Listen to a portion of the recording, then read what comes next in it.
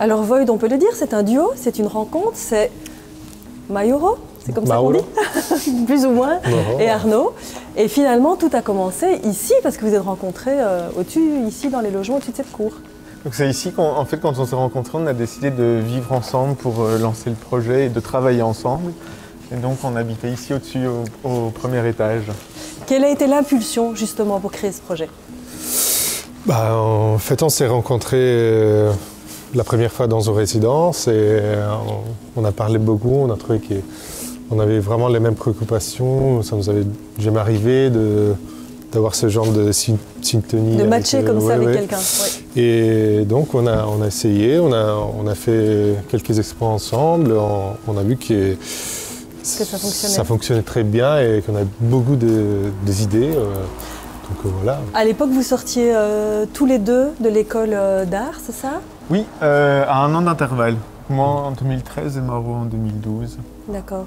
Alors, vous vous êtes rencontrés ici au-dessus et vos ateliers sont maintenant ici en dessous. C'est un pur hasard ou En fait, on était dans le bâtiment, on se plaisait assez bien et lorsque l'on a voulu prendre un atelier qui soit un peu plus grand, parce que les projets commençaient à prendre plus d'importance, le propriétaire nous a proposé cet espace. Génial, ça tombait bien. Ouais. Parfait. Alors on y rentre dans cet espace. Alors la chose effectivement particulière, c'est que pour pouvoir faire ce type de création, il y a toujours besoin d'espace. Souvent en fait à l'atelier, on crée, spécialement pour les installs très grandes, on crée des prototypes, des maquettes, et à partir de ça, après je sais pas, on démultiplie. Ouais. Parce qu'on a pas mal d'œuvres qui fonctionnent en modules. Et donc on crée souvent les modules ici, puis on les assemble sur place. Voilà. Je pense aussi que la taille de l'espace que l'on a définit un peu la taille des projets. Quand on a un grand espace, on pense grand et inversement. Alors je vois que là c'est emballé, donc ça revient en fait d'une exposition ou c'était installé quelque part ici Oui, tout à fait. Ça revient du toit du Volubilis à Woluwe à Bruxelles.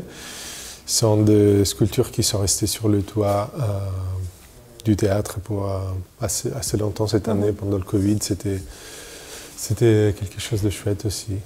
Alors, on l'a bien compris, ça a matché quand vous êtes rencontrés, mais on se dit un duo, c'est quand même pas toujours facile dans de la création. Comment est-ce que vous fonctionnez? Vous en discutez ensemble? Est-ce que vous voyez en dehors du boulot aussi? Est-ce que vous êtes amis dans la vie? Est-ce que ça aide tout ça finalement à la création? J'imagine que vous avez des visions assez semblables des choses. L'un et l'autre peut-être. Ouais, je pense que oui, en fait, oui, on est surtout amis, je pense. Oui. C'est un projet d'amis à la base. Ouais, et enfin, c'est un peu comme dans un couple, je veux dire,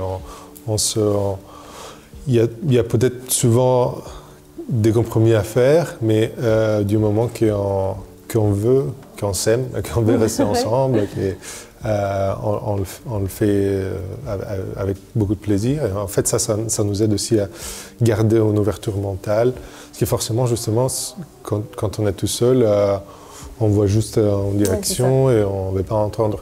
En fait, être ensemble, discuter tout le temps, parce que du coup, dès qu'on a une idée, on est tout de suite dans la discussion, on est tout de suite dans le partage, et du coup, on doit mettre des mots à cette idée, et on doit l'exposer à des possibles remarques. Oui, exactement. Oui, des accords éventuels, oui. Et est-ce qu'il y en a un qui va plus travailler d'une manière et l'autre, puisque bon, dans vos œuvres, il y a différents aspects. Est-ce que vous avez chacun une fonction ou pas spécialement? Pas spécialement. Non. Vous touchez tous les deux à tout? Oui, on essaye de... Oui, parce que souvent, on aime bien détourner des techniques existantes et donc finalement, en les utilisant mal ou différemment ou en ne les connaissant pas très bien, en essayant de les utiliser quand même, on arrive à des accidents heureux. Et donc c'est vrai que souvent on récupère un peu les accidents chacun de l'un de l'autre. Ouais, d'accord, c'est intéressant. Et c'est comme ça qu'on avance. Alors on va quand même parler aussi du collectif Void. Void, ça veut dire vide en anglais. Tout ça c'est lié au son, donc peut-être un petit peu nous expliquer vraiment le projet. Oui, en fait, du moment qu'on était très intéressé justement par les sons, en fait, les sons, c'est quelque chose qui n'a pas de matière et qui, sans matière, en fait, n'existe pas. Donc, cette idée du vide, ça a toujours été assez intéressant pour nous, du moment que, en fait, c'est à partir le vide, en fait, c'est un peu l'espace dans lequel, en fait, on peut créer quelque chose.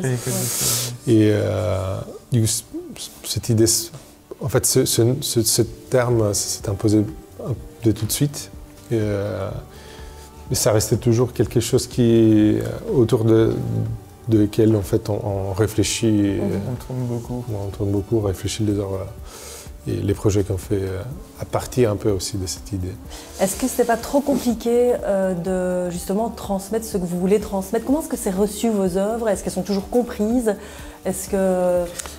Quel est l'accueil finalement? Donc c'est vrai que je dis souvent qu'on fait des œuvres qui se lisent dans un temps long, qui n'est parfois pas toujours le temps de la société actuelle où tout va très vite, où beaucoup d'images que l'on voit sont des images dans lesquelles il y a finalement peu d'indétermination. On sait ce qu'on voit, on sait pourquoi on le voit, ce que ça veut dire. C'est vrai que dans l'art plastique, on a cette chance de pouvoir créer des images qui sont sur un temps long et qui en plus sont multifacettes ou qui ont des sens multiples. Donc on ne cherche pas à dire une chose en particulier, mais les images cherchent à plutôt questionner. Et donc parfois plus elles ont de sens différents ou paradoxal et plus ça nous intéresse. Donc à partir de là, quand le public s'y intéresse, s'y trouve un intérêt, je dirais c'est banco d'une certaine manière. Ça veut dire qu'on a réussi à... T'as le but en tout cas. À générer une image assez complexe que pour intéresser les gens. Et ça c'est important. Et à contrario, je dirais de ça, on aime bien quand les enfants, quand les pièces fonctionnent sur les enfants. On se dit souvent que c'est qu'on a Ils arrivent avec beaucoup de naïveté, évidemment, donc peut-être plus ouverts que les adultes. Bien sûr, et peut-être sur un niveau plus sensoriel qu'intellectuel. Et donc, voilà, en fait, si on arrive à passer des yeux au cerveau, c'est qu'il y a quelque chose qui Est-ce qu'il y a des messages en général que vous essayez de faire passer? Est-ce que vous dénoncez des choses? Est-ce que vous êtes témoin de l'époque? Je pense plutôt ça. On n'essaye pas de prendre des positions politiques ou des choses comme ça. C'est pas un champ qui nous intéresse. On s'interroge plutôt vraiment sur la quotidiennité, sur l'époque, sur le temps, sur la vie, les objets, les expériences, je veux dire. La perception aussi, beaucoup. La perception, le langage. Le langage, en fait, comment est-ce qu'on arrive à la perception dans le sens comment est-ce que par rapport à ce que nous on perçoit avec nos yeux, avec le langage, avec nos oreilles, comment est-ce que cette perception est tronquée ou comment est-ce qu'elle influence la façon dont on agit, la façon dont on est au monde quelque part. Est-ce qu'il y a encore du numérique dans vos créations? Il y en avait plus au début De moins en moins. Oui, en fait, je me demande même si on n'a jamais eu vraiment du numérique. En fait, quand on avait du numérique, on s'amusait à le détourner. Ouais, d'accord. Plutôt. Oui. Parce qu'on a une réflexion, je dirais, sur les technologies. Oui. Mais souvent exactement. Sur les technologies anciennes, en essayant de revenir finalement aux premières formes d'une technologie, par exemple l'enregistrement sonore. Mais est-ce que c'est pas ça aussi le numérique? C'est pas spécialement l'avoir dans son œuvre, mais avoir pensé. Oui. Ça fait aussi partie du œuvre numérique. Parce qu'en fait, le numérique, par exemple, quand on reproduit, comme ici c'est le cas, un dispositif semblable au premier enregistrement sonore, où finalement pour enregistrer un son, il nous faut des mois de travail. C'est toujours forcément mis en relation en hors-champ avec le smartphone que j'ai dans ma poche avec lequel je peux enregistrer instantanément du son. Donc c'est toujours un dialogue avec l'époque. Et du coup, demain, vous voulez aller vers quoi? On continue, tout simplement, peut-être. Oui, de toute façon, en fait, je trouve que c'est une pratique sans fin. On est tout le temps en recherche, même pendant qu'on construit ou qu'on assemble des pièces ou qu'on y réfléchit. Peut-être qu'il y a quelque chose qu'on fait ou qu'on voit que l'autre est en train de faire, ça nous fait penser à... C'est toujours en pleine évolution, en fait. Oui, c'est difficile à dire, mais je pense qu'on est assez sûr que... moi, je dis toujours que je suis assez excité par l'idée de qu'est-ce qu'on aura l'année prochaine.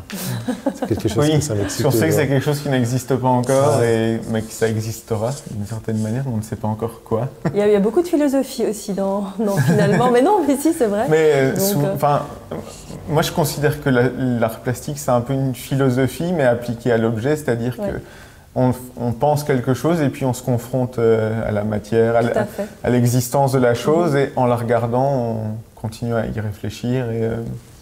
En tout cas, moi je vous souhaite beaucoup de succès pour la suite. Merci beaucoup. Merci à tous les deux. Merci. Merci.